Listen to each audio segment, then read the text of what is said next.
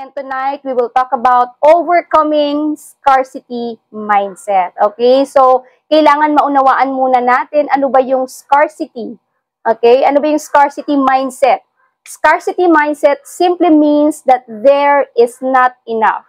So, ito yung mga taong mahilig magsabi ng, naku, kulang pa. Naku, hindi sasapat ang pera ko. Lahat ng natatanggap ko ay laging kulang. Ito yung mga taong gano'n, may scarcity mindset. Yung para bang hindi enough yung kanilang natatanggap. Palaging reklamo, palaging may kulang. Okay? So ito, ang tawag dito ay scarcity mindset. Okay? So malalaman natin kung tayo ay isa sa may scarcity mindset. Kaya dapat ma-define natin ng mabuti ano ba itong scarcity mindset. Okay? So, sa scarcity mindset, meron din tinatawag na maliban doon sa there will be never enough, okay? Meron ding tinatawag tayong abundance mindset, okay? So, dalawa to, may scarcity mindset, may abundance mindset. So, pag scarcity mindset ka, katulad ng sinabi ko kanina, there will be never enough. Laging kulang, laging hindi sapat. Pero kapag ikaw ay may abundance mindset, ikaw naman yung madalas magsabi ng there will always be more. Sabihin parang, yung sa mga natatanggap mo, biyaya na mula sa Diyos, para bang tinitingnan mo siya na palaging more, o laging marami, laging sapat. Diba? Ang biyaya ng Diyos ay sapat araw-araw. Tama po ba? Amen po ba? Ang sapat ng Diyos, ang biyaya ng Diyos sa atin ay sapat araw-araw. Kaya dapat ganun yung klase ng mindset na meron tayo, abundance mindset. Sa scarcity mindset, competes to stay on top. Ito yung mga taong laging nakikipagkompetensya. Okay? So parang gusto siya lagi yung mauna, siya yung mangunguna, pero kapag ikaw ay may abundance mindset, collaborates to stay on top. So ibig sabihin, kayo yung nagtutulong-tulong, nagsasama-sama kayo, nagtutulungan kayo para maiangat nyo ang inyong mga sarili. Hindi lang yung sarili mo, kundi ang lahat. Okay? So, nakikita niyo po ba yung difference ng scarcity mindset at sa abundance mindset? So, sa scarcity mindset, ito yung mga taong stingy or yung kuripot. Yung sobra talagang hindi nagbibigay. Kahit anong gawin mo. Okay, talagang ayaw ibuka ang mga palad nila para makapagbigay. But if you are, nandun ka sa abundance mindset, you are generous. Ikaw ay mapagbigay. Amen? Kapag scarcity mindset holds knowledge, ibig sabihin yung kaalaman na meron ka, sa'yo lang. Ay, ayokong i-share yung kaalaman ko. Baka malaman niya. Maungusan niya ako. Okay? So, ganun po yung may mga scarcity mindset. Pero kapag abundance mindset, share knowledge. Yung kaalaman na meron ka, sinishare mo sa iba. Okay? Ganon kapag ikaw ay abundance mindset. Pag scarcity mindset, selfish towards others. So, ibig sabihin, makasarili ka. Okay? Kapag po tayo ay may scarcity mindset, ay makasarili tayo. Hindi tayo marunong mag-serve sa iba, magbigay sa iba. Abundance mindset, serve others. Amen? Parang si Jesus, pumunta dito sa lupa para mag-serve. No? Pag scarcity mindset, suspicious. Ibig sabihin, ito yung mga taong palaging nag-iisip ng, naku, siguro nabigyan na naman sila ng ayuda. Tayo, hindi na naman tayo nabigyan. Okay? So parang, alam mo yung lagi nag-iisip, suspicious. Okay? No, yung kapitbahay natin, tingnan mo nga, kung nabigyan sila, tayo, hindi na naman tayo nadaanan dito. Okay? So yun yung mga taong may scarcity mindset. But in abundance mindset, believes the best. Lagi kang naniniwala na alam mo yun, kung ano yung makakabuti para sa lahat. Scarcity mindset fears being replaced. Sila yung mga taong takot na takot, mapalitan sila. Okay? Pero kapag abundance mindset, strive to grow. You are striving. Pinagbubutihan mo na ikaw ay lumago. Okay? So nakita po ba natin yung pagkakaiba ng scarcity mindset at abundance mindset? Para mas maunawaan po natin. So, let's read in Haggai 1:6. This is an NIV version. Sabi po dito, you have planted much, but harvested little. You eat, but never have enough. You drink, but never have your fill. You put on clothes, but are not warm. You earn wages only to put them in a purse with holes in it. So, ito po ay sinasabi ni prophet o propetang Hagay na nagbigay siya ng diin kung paano ang takot or ang scarcity mindset ng mga Israelita ang nagtulak sa kanila para unahin ang kanilang mga sarili nilang pangangailangan kaysa dun sa utos ng Diyos na muling itayo yung temple. Okay? So, dahil sa takot na mawawalan sila, no? O kung magiging kulang yung meron sila o kulang sila, tinuon nila yung kanilang pansin sa sarili nila lang mga pangangailangan. Kaya ito yung pinakaibig sabihin ng scarcity mindset. Yung, alam mo, yung paniniwala mo na laging limitado o laging kulang yung mapagkukuhanan mo. Amen po ba? So, naiintindihan po ba yung ibig sabihin ng scarcity mindset? Malinaw na po tayo? Okay. So, meron kasing pinaka-cycle, no? Alam po natin na ang Diyos ang nagsosupply. Amen? God supplies, di ba?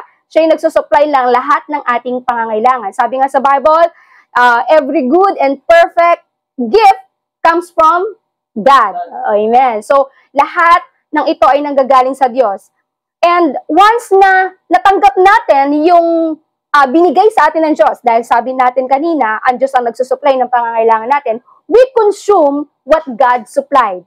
Amen? Ibig sabihin, kinukonsume natin, ginagamit natin kung ano yung binigay sa atin ng Diyos. And after we consume it, we start to lack. Kapag nagastos na natin, nagamit na natin, ano mangyari? Nagiging kulang na naman tayo. Tama po ba? And as we begin to lack, we start to fear. Natatakot na naman tayo kasi nawala na tayo eh. Naubos na naman yung ating kailangan, di ba?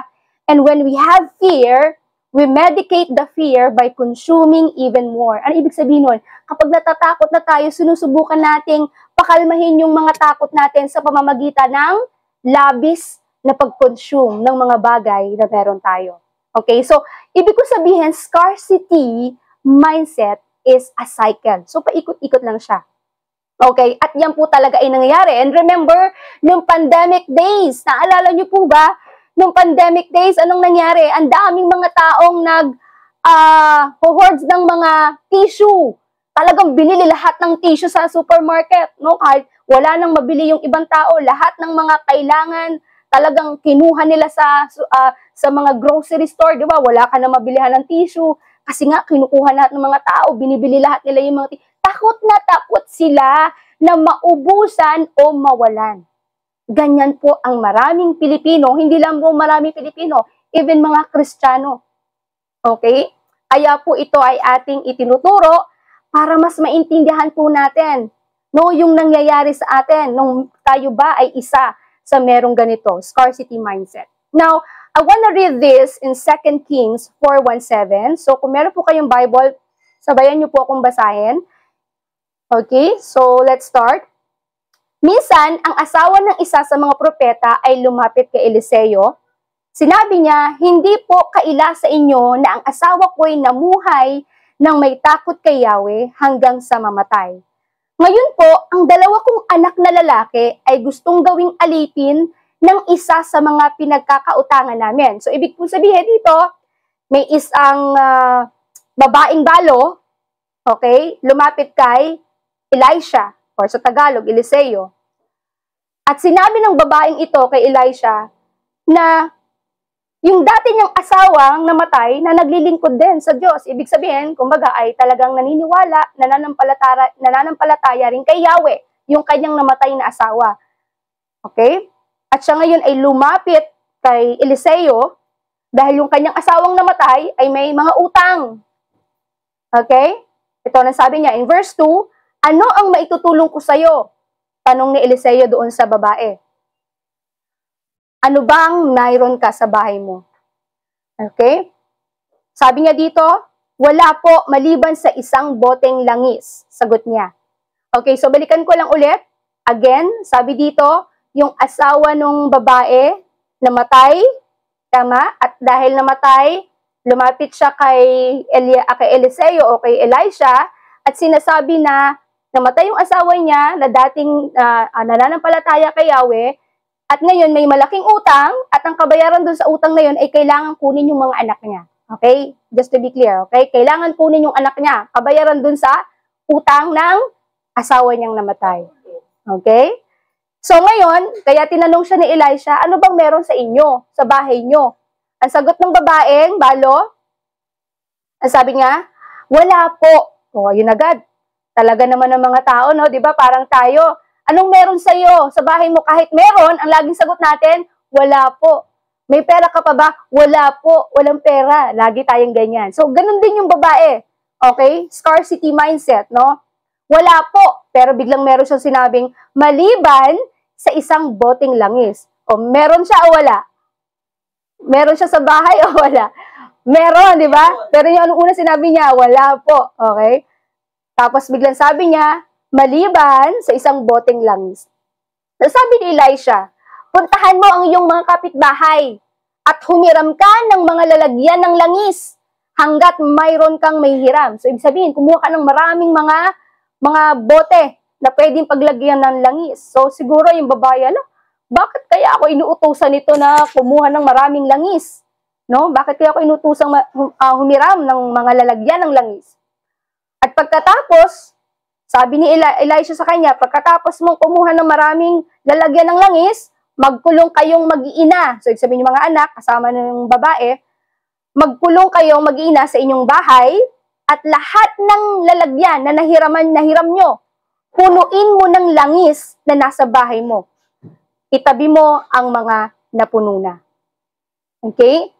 Verse 5, sabi dito, umuwi nga ang babae at pagdating sa bahay ay nagkulong silang mag-iina at isa-isang pinuno ng langis ang mga lalagyan habang mga ito'y dinadala sa kanyang mga anak. Hindi alam ng ina na puno ng lahat kaya sinabi niya, abutan pa ninyo ako ng lalagyan. Puno na pong lahat, sagot ng mga anak, at tumigil na ang pagdaloy ng langis. Okay? So anong meron siya nung una? Bote lang, di ba? Bote ng langis. Pero imagine mo yung hiniram niyang marami lalagyan na puno niya ng maraming langis. Tama ba? So miracle po yan, di ba? Miracle po. At nung verse 7, pumunta siya kay Eliseo. So yung babae pumunta kay Eliseo. Ang lingkod ng Diyos at isinalaysay ang nangyari. Sinabi ni Eliseo sa babae, ipagbili mo ang langis at bayaran mo ang iyong mga utang. Okay? So, ibig sabihin, yung mga kanyang mga pinuno ng mga lalagyan ng yung mga bote na nilagyan niya ng maraming langis, sabi ni Elisha ay, ibenta mo at saka mo bayaran yung utang ng asawa mo. So, nagkaroon siya ng wisdom, no? Kung paano kikita ng pera. Di ba? Nung una sinabi niya, wala siyang meron, tinanong niya, ano yung meron sa bahay mo? Sabi niya, wala. Pero meron siyang bote lang. Pero mula dun sa bote na yon, doon nagkaroon ng mga miracle na nalagyan niya ng maraming mga langis yung kanyang mga hiniram na bote sa kanyang mga kapitbahay. Okay? So ano po yung pwede nating matutunan dito? Okay, so in this story, we see a powerful example of how God can multiply our resources. Makikita natin dito na grabe si Lord kung paano niya i-multiply yung mga bagay na meron tayo. Kaya lagi nating sinasabi, kapag, alam mo, tinatanong tayo, kumusta ka na? Eto, walang pera. Eto, mahirap. Eto, di ba? Lagi tayong ganon, no? Pero hindi natin nakikita sa story na ito na kung paano minumultiply ni Lord ang resources natin and help us overcome scarcity mindset. Again, scarcity mindset is when we believe that there's never enough. Okay? That resources are limited. Laging limited lang yung meron tayo. But, always remember, God wants us to live in abundance. Trusting in His provision and goodness. So, dalawang bagay lang po ang gusto kong iwan sa inyo ngayong gabing ito. You will overcome scarcity mindset when you, number 1, trust in God's provision. Kailangan nating magtiwala na si Lord talaga ang nagpo-provide ng lahat ng ating pangangailangan. And the widow's cry to Elisha shows her faith in God's ability to provide for her needs. Dito natin nakikita yung widow, yung balong babae, umiyak siya kay Elisha, no? Nandun yung kanyang pananampalataya na alam niya na si Lord, yung Yahweh na, yung Diyos na pinaglilingkuran ng asawa niya, okay? Alam niya na may ability to provide for her needs. So when we face scarcity, mga kapatid, we must turn to God. Amen? We must turn to God, trusting in His goodness, trusting in His provision. Amen? So that's number 1, trust in God's provision. And number 2 is obey His guidance. So the widow obeys Elisha's instructions. So ito po yung isa sa pinakamahirap gawin, yung sumunod kay Lord. Sa instruction. May instruction eh. Minsan yung instruction, illogical. You know, parang, bakit ko gagawin yun? Katulad na lang yung widow. Kukuha ako, manghiram ako ng maraming bote sa kapitbahay. Anong gagawin ko? Diba? Hindi siya nagtanong eh. Kay Elisha na, teka lang Elisha, ano bang gusto mong pagawa sa akin? Bakit mo ko pinapahiram ng mga bote sa mga kapitbahay at lalagyan ko ng, wala nga akong oil eh. O, diba? Pwede siyang magganon eh. Pero ako, naniniwala ako, nandun yung kanyang puso, pananampalataya, at maliban sa pananampalataya, yung kanyang pagsunod sa instruction, na walang complain, walang pagrereklamo. Minsan may inuutos sa atin, parang minsan hindi mo maintindihan bakit inuutos, pero hindi mo naiintindihan, that's for your own good. Para yun sa kabutihan mo. Amen? Now, obedience to God's word can lead to unexpected blessings. At makikita po natin dito sa story na ito, katulad ng sinabi ko, na yung widow, hindi niya maintindihan yung pinapagawa, pero siya ay sumunod, amen, at sa kanyang pagsunod, naranasan niya yung mga unexpected blessings. Hindi niya inakala na magkakaroon siya ng ganung kadaming oil na pwede niyang ibenta at pwede niyang mabayaran ang kanyang pinagkakautangan. Amen? At minsan po sa mga buhay natin, may mabagay na gustong gawin ang Diyos sa atin. Kaya lang hindi niya magawa dahil mismo tayo, hindi tayo nananampalataya. Pangalawa, hindi po tayo sumusunod sa kanyang kalooban. At paano po natin malalaman ang kalooban ng Diyos? Ito po ay sa pamamagitan ng ating pakikinig, ng salita ng Diyos, sa pagbabasa ng Biblia, sa ating mga panalangin. Doon po natin nalalaman yun. So, faith in God's provision plus obedience equals to multiplication of resources. Amen? The oil multiplies, showing God's power to take what little we have and turn into abundance. Hindi po ba? So, ano po yung pwede nating i-apply sa lesson na ito, sa ating nabasa na ito? So, we have to pray and seek God's guidance in our lives. Lagi po nating isik ang guidance mula sa Diyos. When facing scarcity, pray and seek God's guidance. Just like the widow. Amen? Trust in God's provision. Trust that God can multiply your resources and provide for your needs. Let's take action in faith. Importante rin po yun.